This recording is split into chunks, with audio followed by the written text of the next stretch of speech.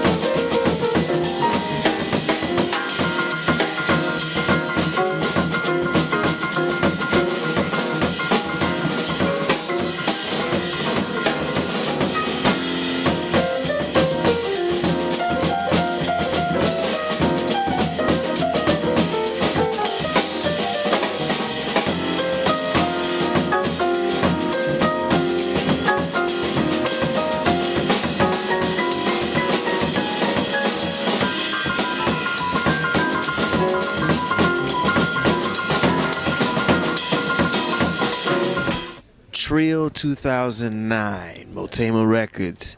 This is your second live recording as the Marc Cary Focus Trio. Why did you decide to go ahead and record a trio record? Trio records, live records in particular, have always fascinated me because I know what it takes to make a show perfect, right? And the show is never perfect. And most of the time, studio recordings have been adapted to be as best as they could. You know, people go in and overdub and different things. But what happens on a live set is live, and I wanted to document that, especially with this trio, since we've been working together for the last 10 years. And I just thought it would be great for our audience and for us to have a document that demonstrated what we do live. So when people hear this, they know when I come out, I know what I'm going to hear. You know, that was the concept behind it. And plus, it was a great opportunity. You know, I think all the trio records, Oscar Peterson, McCoy Tyner, Brubeck, you taking it out to a whole nother level with Focus. Yeah, well, I have a unit that's been together for 10 years. Burniss Travis and I have been playing together in different contexts for the last 6 years. And Sameer Gupta on drums and tablas and David Yule, who is the original bassist for the Focus Trio, we've been together for 10 years. So with this synergy that we have together, it was nothing short of the right thing to do, to have this group featured live, and taking it to the areas that we are, it comes with trust, man. It comes with a definite confidence in each other, for each one of us to be able to take chances, not just me as a leader, but for the whole band to take chances together, and move to another plateau together.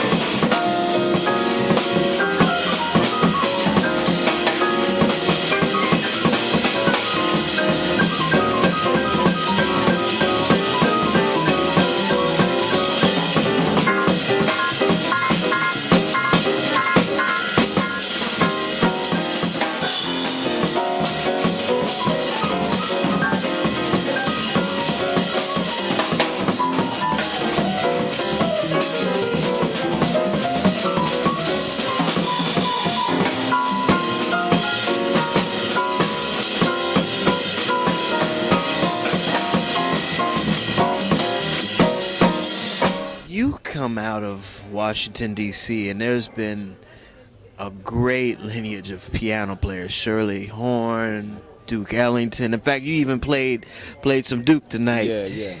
Tell me some of your influences growing up in Washington, D.C. Well, I grew up with all the greatest. I mean, from Atrius Fleming, a wonderful piano player, Mr. Warren Shadd, Eleanor Oxendine, John Malachi, Shirley Horn. All of these people were at my access. You know, Nat Turner, the great blues singer, and you know, just a wealth of wonderful people that cared about my well-being as a musician.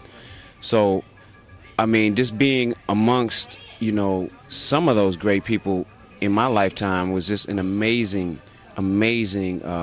treat, you know, and an encouraging thing for me at the beginning of my career to launch into what I'm doing now. And John Malachi was my first piano teacher. You know, he played with Sarah Vaughan and Carmen McRae, you know, for years. You know, he taught me, you know, how to play the piano. Should have all that the Renaissance did for the cultural and aesthetic life of man, but I wouldn't stop there.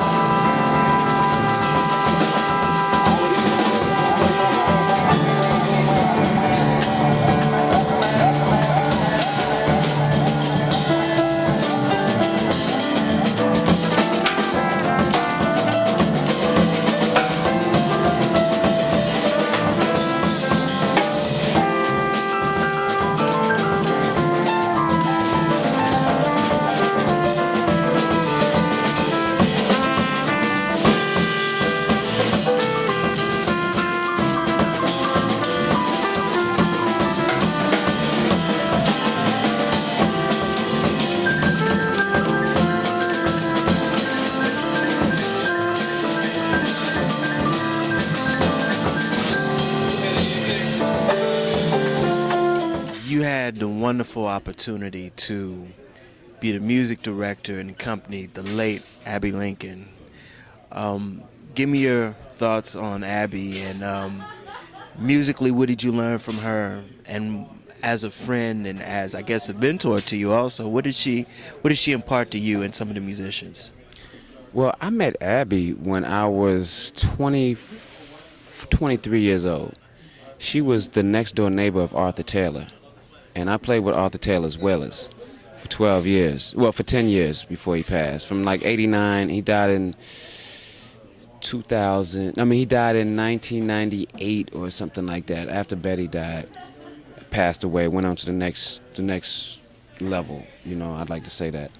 And but Abbey was his next door neighbor, and because Arthur Taylor treated me like a son, I think Abbey kind of embraced me as like a nephew in a sense, you know, because that was her brother. I mean, I used to, when A.T. would call me up, he'd say, Mark, you know, I need you to make a run for me and go grab me a couple things from the store and get something for Abbey. You know, so I've been dealing with Abbey since I was a youngster. And when Arthur Taylor passed, she told me, she said, okay, you coming with me. And that was all she wrote, you know, and Abbey took me in under her wing, and you know, with all the confidence that I've been trained, you know, and had the sensitivity and the ideas that she, you know, expected me to have when we got to the stage. It wasn't just about, oh, your family, I'll take you in. No, she believed in me, as well as she imparted a certain compassion towards my development, you know. And she helped me develop to be the musician that I am today. Her, as well as Betty Carter, Arthur Taylor, Dizzy Gillespie, and, you know, a bunch of others that have passed. Clifford Jordan, Walter Davis Jr., Walter Bishop Jr., you know, Larry Willis, who's still here with us. You know, these are my mentors. These are the musicians that would come to my house and make sure I was doing what I was supposed to do. Larry Willis would show up at my door at 6 in the morning from doing whatever he was doing, but he'd show up and he'd be like, "Hey man, what you working on?"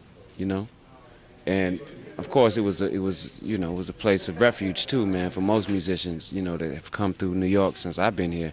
My house was always open, so I was just blessed to have the energy, a constant energy, of Abby and Arthur Taylor and all these great people to come through, and just bless me. That's what I'd like to say. They blessed me, and I didn't take those blessings lightly. I'm very appreciative of the opportunities that they've bestowed on me to play and to become what I am, and in their memory, I'm gonna play my ass off. I'm gonna go for it. Now, I'm not stopping. That'll do it again for another edition of the Pace Report, reporting live here at the Jazz Standard here in New York City.